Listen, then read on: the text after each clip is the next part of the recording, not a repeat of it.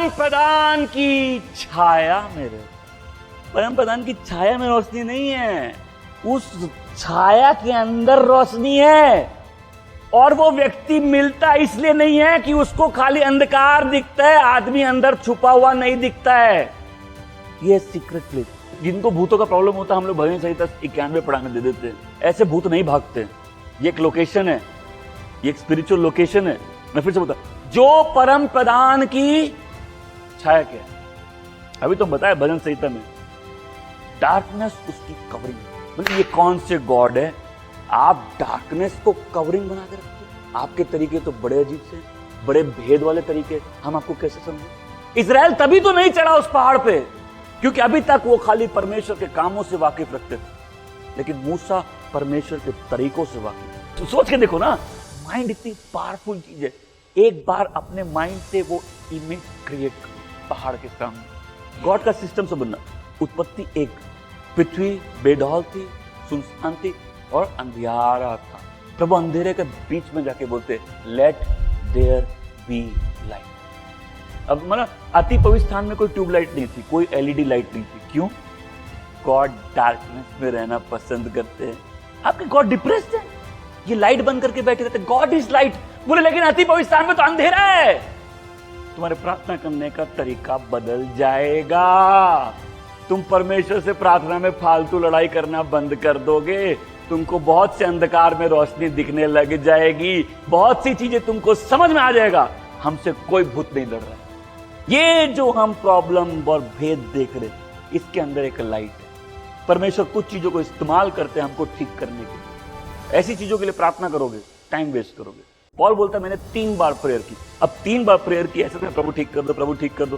Fasting prayer किया होगा, desperately सीख किया होगा, प्रभु मेरा जो फिजिकल प्रॉब्लम है इसको ठीक कर दो। प्रभु बोले, हम सुनेंगे ही नहीं। हम इस बारे में हमसे दोबारा बात ना करना। पहले हम पापा को बोलते, पापा माँ इस बारे में हमसे दोबारा बात मत करना। इसका मतलब no further scope of negotiation. पापा ने साफ बोल दिया, बेटा इस बारे में तो बात ही नहीं हो सकती। जब कोई बाप ये बात बोल दे, इसका मतलब ये नॉन नेगोशिएबल इंस्ट्रूमेंट है। मतलब ये मेरी प्रॉब्लम नेगोशिएट नहीं हो सकती, लेकिन इसकी रेवलेशन मिल सकती है। अंधेरे में लाइट दिख सकती है, ये प्रॉब्लम आई किस लिए। पर ये पंक्ति लिखा कौन है? अभी जो हम लोग पढ़ रहे थे, 1 कुरिन्थी 11:23, जो बात मुझे प्रभु से मिली मैं तुम्हें सौंपता हूं। अरे तुम तो उस रात वहां थे ही नहीं, पॉल उस रात वहां। लेकिन हम लोग पढ़ते हैं, पॉल से सीखते हैं।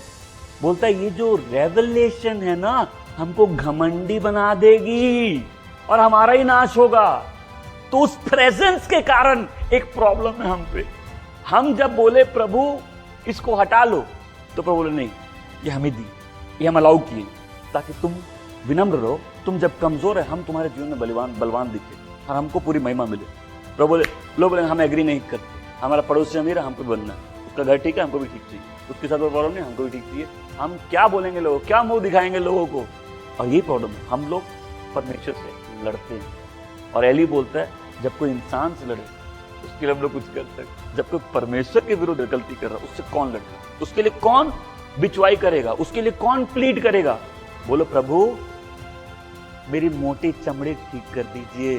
एज पीपल ऑफ गॉड, परमेश्वर के लोग के रूप में ये बोलना एक अलग बात है, लेकिन जब कोई परमेश्वर का जन बन जाता है ना, गॉड उसको अपना बना लेते हैं। उसको फिर अपने हिसाब से नहीं जीने देंगे। प्लीज इस साइन को समझना, हर बार नहीं होता ऐसे, लेकिन जब तुम बोले प्रभु इस प्रॉब्लम को ठीक कर दो और प्रॉब्लम और खराब हो जाए, फिर तुम फास्टिंग प्रेयर की, प्रॉब्लम और खराब हो जाए, तुम बहुत रोए प्रभु के पास, प्रॉब्लम और खराब हो जाए, तुम बोले प्रभु मेरे बात का जवाब नहीं देते। अरे भाई जवाब तो दे रहे, तुम सुनना नहीं चाहते, तो प्रेयर का ही तो आंसर है वो। पॉल बोलता है प्रभु इसको हमसे हटा दीजिए। प्रभु बोले नॉट नेगोशिएबल।